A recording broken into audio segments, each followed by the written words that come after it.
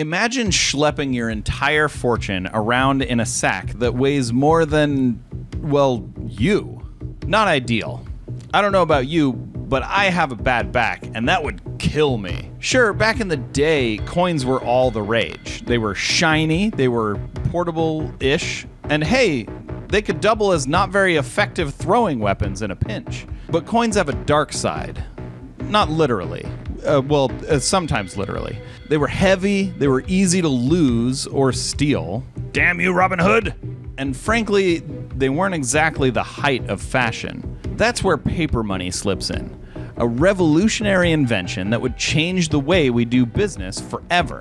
But who had this brilliant idea? And how did a simple piece of paper money become more valuable than the actual stuff it was printed on? That is the mystery we're about to unravel. That mystery involves China, some dumplings, flying cash, an Italian explorer, and President I'm not a crook Nixon. So grab your metaphorical, and hopefully not literal, sack of coins and get ready to dive into the fascinating history of paper money. But first, a word from our affiliate. In the past, only the wealthy elite of the business world could afford to hire top talents.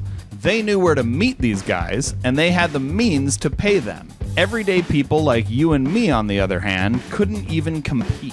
Well, you can kick those wealthy elites right in the nuts and hire your own top talents with Fiverr Marketplace. With Fiverr Marketplace, everyday people like you and I can meet and hire the best talents money can buy at really affordable rates. Simply put, on Fiverr Marketplace, your problem is going to be that of choice. And if you don't like your first choice, it's no big deal. You can always end the contract and try another seller. You may even be able to hire someone to kick the nuts of those wealthy elites. Fiverr's sleek and intuitive user interface makes the entire process of hiring and paying talents hassle-free. And the best part is it's completely free to sign up. So if you've got that project you've been stalling on, sign up now using the link in the description.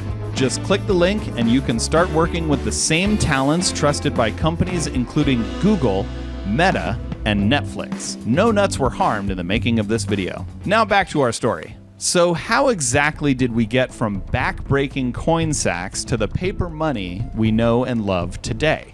Well, let's take a trip to ancient China, the land of delicious dumplings, money that flies, and apparently ingenious financial solutions. The first recorded use of paper money pops up around the 7th century AD in China during the Tang Dynasty. Back then, coins were made of bronze, which, let's be honest, isn't exactly lightweight. Plus, China's economy was booming, and all that trade meant a serious coin shortage. Enter flying cash. No, not magical money that literally flies, although that would be pretty cool. Not the emoji either.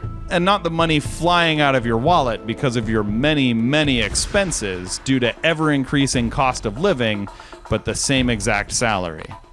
But I digress. Flying cash was the first form of paper money, essentially promissory notes issued by wealthy merchants. These notes said something along the lines of, "Hey, I owe you this amount of cash," and could be redeemed for actual coins at a later date. Those early flying cash notes, they weren't exactly government-backed, which meant if the merchant who issued them went belly up, your imaginary fortune vanished faster than a rogue dumpling in a hungry emperor's presence. Not ideal. Enter the Song Dynasty, another major player in China's paper money game. These guys saw the potential, but also the pitfalls of flying cash. So around the 11th century, they decided to take things up a notch. They started issuing their own official paper money, called Qiaozu. These notes were backed by the government, making them a much safer bet.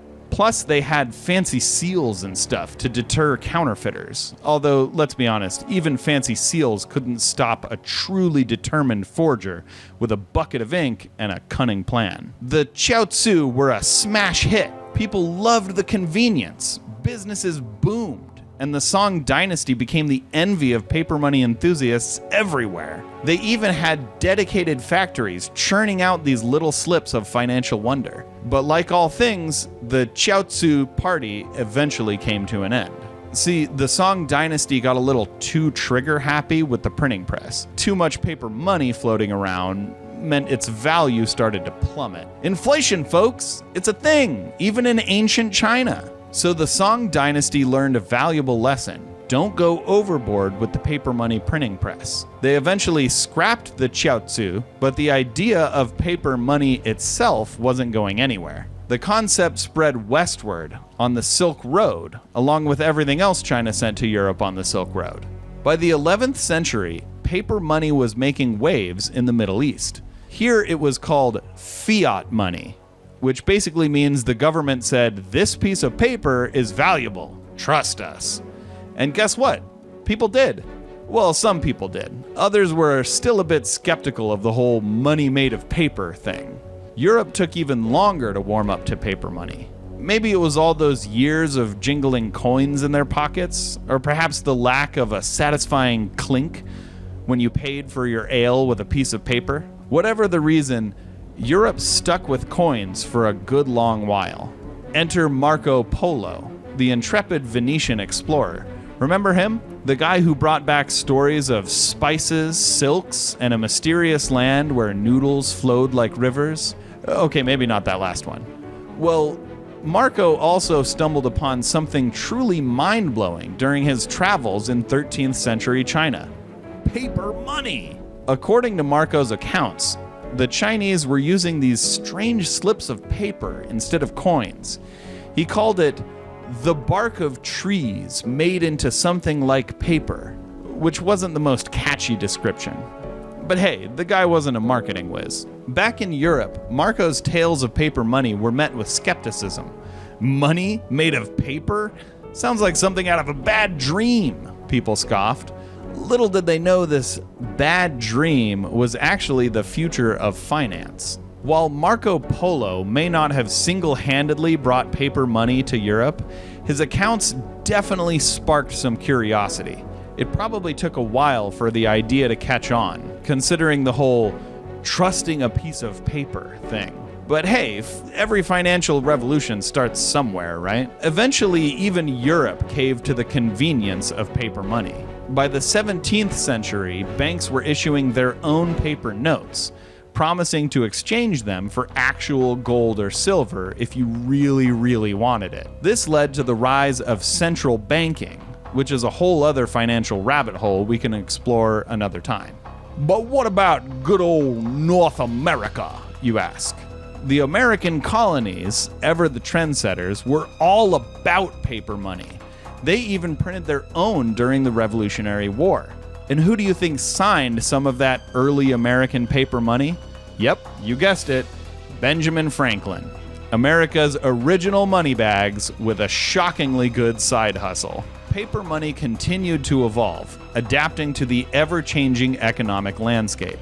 It became more secure with watermarks, raised printing, and even security threads woven into the paper to foil those pesky counterfeiters. Remember that whole gold standard thing?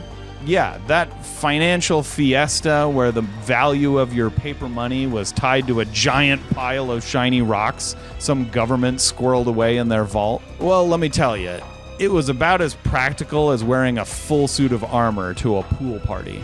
For one thing, it limited how much a government could print money. Gold reserves weren't exactly infinite, but the demand for money seemed to be ever growing. Then came World War II. Governments needed a Scrooge McDuck-sized money pool to fight the bad guys. But the gold standard had them in a tight place. So countries started ditching the gold standard entirely. After the war, they came up with the Bretton Woods system. Think of it as a financial handshake agreement where major currencies clung to the US dollar, which in turn was still backed by gold. A bit of a convoluted contraption, but hey, at least it kept the global economy from falling apart. But even that system eventually crumbled. By the 1970s, the US just didn't have enough gold to back all the dollars floating around. It was like a game of financial Jenga, and the US was desperately trying to balance a giant wobbly golden brick on a rickety tower of paper bills. So in 1971, President Nixon stepped in and declared, "We're ditching the gold standard." From then on, the value of paper money would depend on the strength of the economy and the trust people had in the government. A bit more abstract, sure.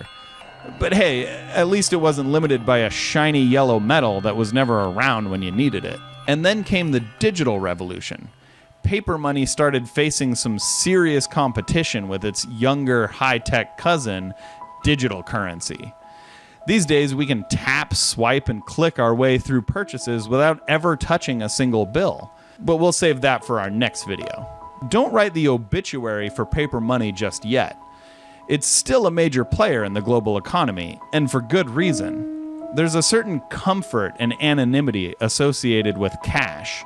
And let's be honest, sometimes the internet just goes down. So the future of money? Who knows? Maybe we'll all be carrying around glowing cyber chips implanted in our foreheads. Not recommended, by the way. Or perhaps paper money will find a way to coexist with its digital counterparts. Only time will tell. But one thing's for sure, the journey of money from those back-breaking sacks of coins to the paper bills in your wallet is a fascinating tale of human ingenuity, adaptation, and the ever-present desire to make our lives a little bit easier. And hopefully a little less hernia-inducing. So the next time you hand over a crisp 20 for that delicious cup of coffee, remember you're holding a piece of history in your hand. Thanks for joining us on this wild ride through the world of paper money. If you enjoyed this, be sure to smash that like button and subscribe for more explorations into the wacky world of economics, finance, and maybe even a little bit of history. Now, if you'll excuse me, I have a sudden craving for dumplings. We'll catch you in the next video.